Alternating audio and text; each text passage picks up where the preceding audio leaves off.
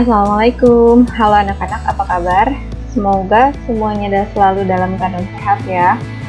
Ya, mulai sekarang kita akan masuk ke bab baru, yaitu larutan asam basa. Bagian yang pertama yaitu bagian A, teori asam basa.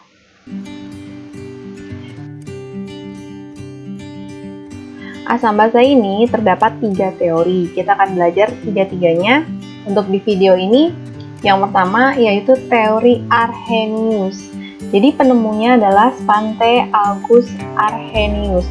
Pada tahun 1884, Arrhenius menyatakan bahwa sifat asam dan basa suatu zat ditentukan oleh jenis ion yang dihasilkan dalam air. Jadi ada jenis ion yang dihasilkan dalam air, contohnya asam. Asam dia kalau kita larutkan dalam air, dia akan melepas H+, sedangkan basa akan melepas OH-. Kita lihat ke contohnya. Jadi kalau asam kan tadi melepas H+ dalam air, contohnya asam klorida, dia menghasilkan H+ dan Cl-. Sedangkan HNO3 dia menghasilkan H+ dan NO3-. Di sini terdapat H+, maka senyawa ini bersifat asam. Untuk basa, senyawa yang melepas OH- dalam air, contohnya NaOH. Jadi kalau dalam air dia akan mengion menjadi Na+ dan OH-, sedangkan NH4OH menjadi NH4+ dan OH-. Karena keduanya ada OH-, maka sifat senyawa tersebut adalah basa. Kemudian kita lanjut ke teori yang kedua, yaitu teori Bronsted-Lowry yang ditemukan oleh Thomas Martin Lowry dan Johannes Bronsted. Jadi kalau misalnya di sini dia menggolongkan sifat asam, itu senyawa yang memberikan proton H+. Jadi dia sebagai donor H+, mendonorkan H+-nya. Jadi nanti H+-nya hilang. Sedangkan untuk basa dia yang menerima proton atau mendapatkan proton, namanya akseptor proton. Kita lihat di contohnya. Jadi di sini Ibu berikan 2 contoh, yang pertama dengan pelarut air, yang kedua tanpa pelarut air. Kita lihat dulu yang pertama dengan pelarut air ya, contohnya HCl ditambah H2O, ini adalah pereaksinya. Kemudian di produknya ada H3O+ ditambah Cl-. Kita lihat ini di pereaksi HCl, kemudian di produk ada Cl-, senyawa yang mirip ya. Jadi di sini ada HCl, di sini Cl-. Kita lihat, kita perhatikan H di sini, kemudian setelahnya menjadi hilang di sini ya.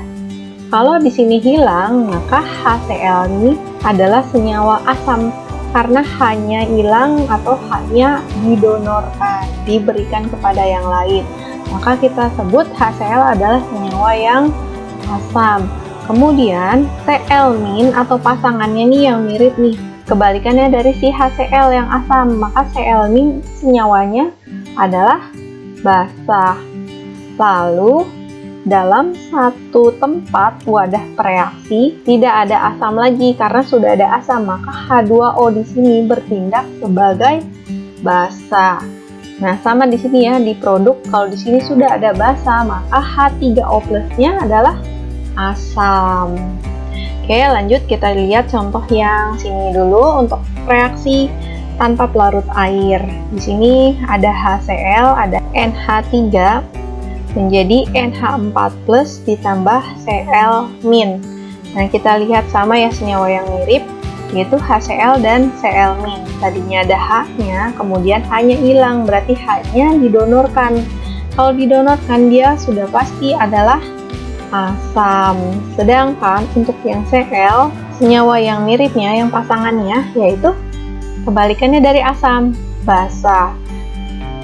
Dalam suatu wadah nih reaksi, kalau di sini sudah ada asam, maka NH3 di sini adalah basanya.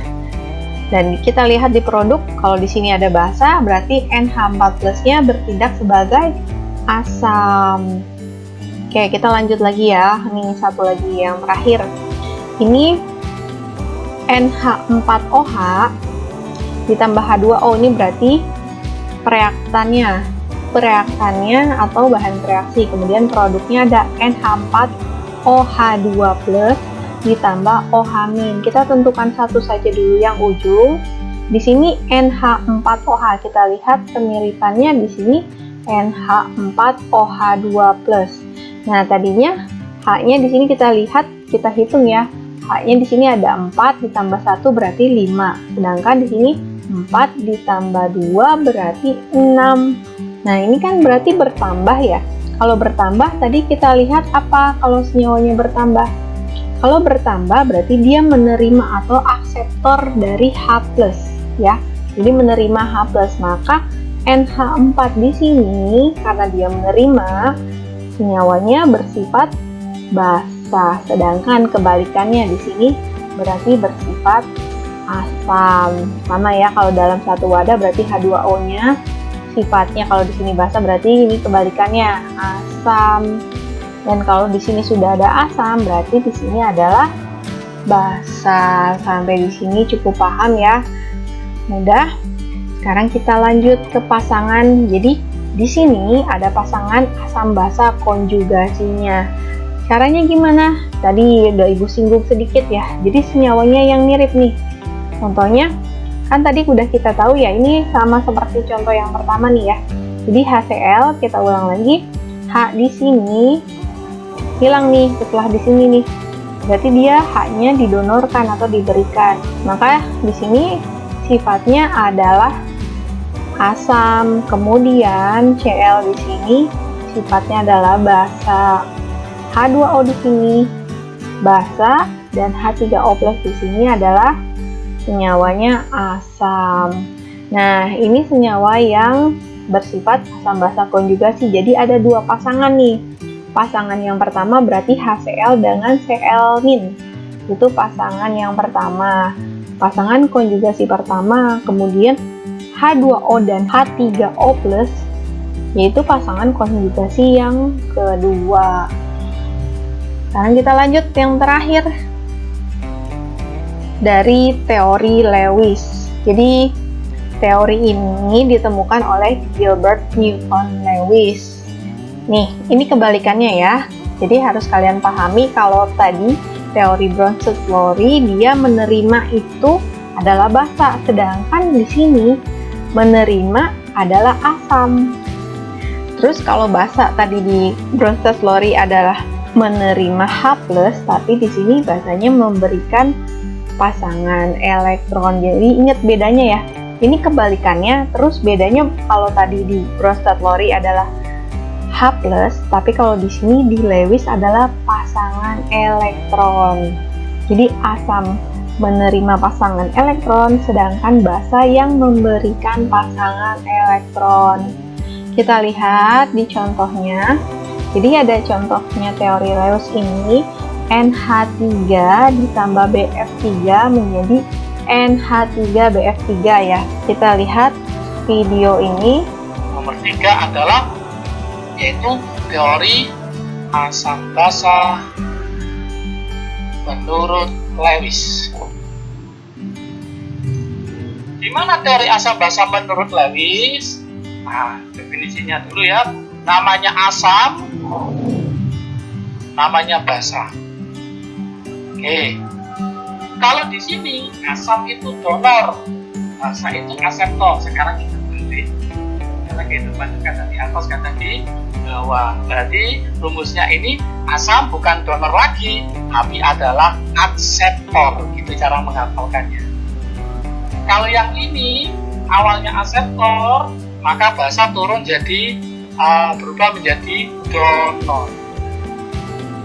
Kalau ini proton, ini beda. Yang ini namanya adalah PEB. Ini juga PEB. Apa PEB? PEB itu adalah pasangan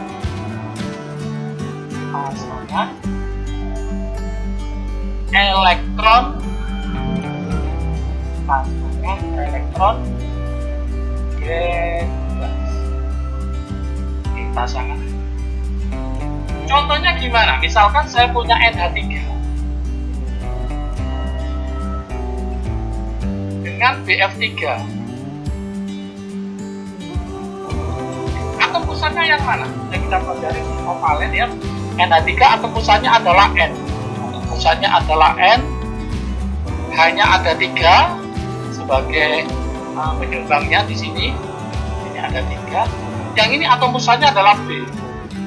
F-nya juga ada 3. Oke. Masih ingatkah di situ B itu golongan berapa? Golongan 3. Golongan 3. 1, 2, 3. Kalau F yaitu golongan 7. Maka ini 1, 5, 6, 7. Ini sudah 7. Ini sudah 7. Kemudian N itu adalah golongan 5. Jadi 1, 2, 3, 4, 5. Kemudian H itu hanya punya 1, golongan 1 karena oke. Nah, kita lihat di sini. Ini ada elektron bebas. Yang sini nggak ada elektron bebas. Berarti yang kaya adalah NH3. Namanya orang kaya berarti donor, pemberi pasangan elektron bebas. Berarti NH3 itu bukan sebagai asam, tapi dia adalah sebagai basa. Menurut siapa? Menurut Lewis. Yang BF3 karena dia tidak ada elektron bebas, maka dia menjadi orang miskin. Jadi sebagai apa? Aseptor. Jadi BF3 adalah asam menurut Lewis karena tidak ada elektron bebas. Jadi kesimpulannya asam basa Lewis kalau dia punya elektron bebas, masa bebas dalam atom pusatnya, maka dia layak menjadi basa Lewis. Ya, baik. Di sini Ibu kasih linknya untuk video yang lebih lengkap lagi. Jadi atau kalian bisa lihat di channel Kimia UD. Jadi gini, NH3 dan BF3 kalian tentukan yang mana yang atom pusatnya.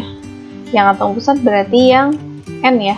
Dia akan berada di tengah-tengah dan ini B. Jadi ini ada di pelajaran kelas 10 kalian.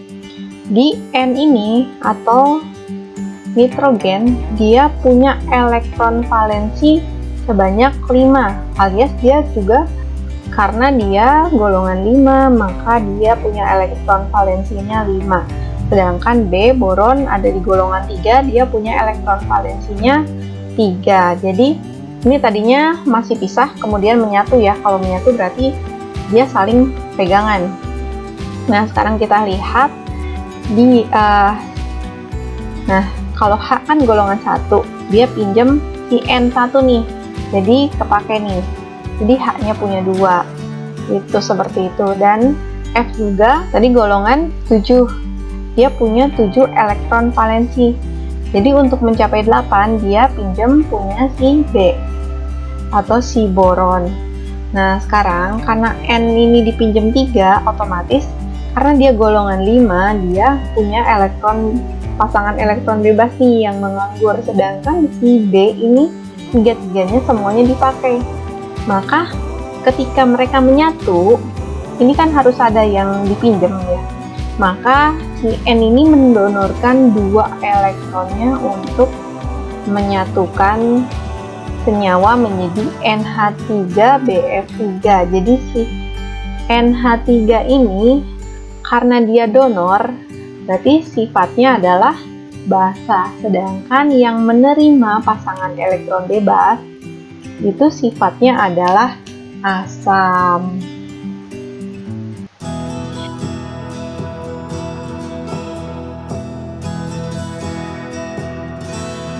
Sekian dan sampai di sini. Selamat belajar dan selamat mengerjakan tugasnya. Mohon maaf apabila ada salah-salah kata. Wabillahi taufiq wal hidayah. Wassalamualaikum warahmatullahi wabarakatuh.